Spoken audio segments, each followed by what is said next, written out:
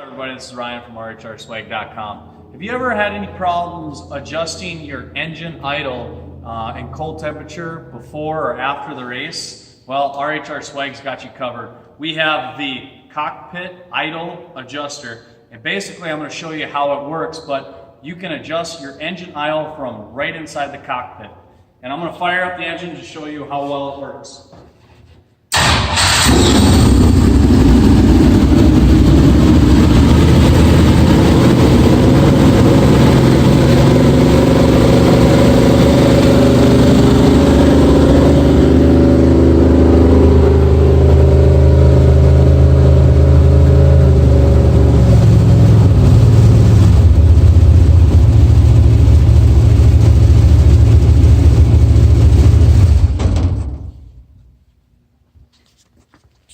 As you can tell how fine-tuning this knob can be. It comes with two mounting brackets, a flat piece and a dashboard mount, and it has 3/16 holes in it. It comes with your knob and your set screws to hold the cable. The cable comes in 4-foot length with the plastic sleeve on the outside so it doesn't bind.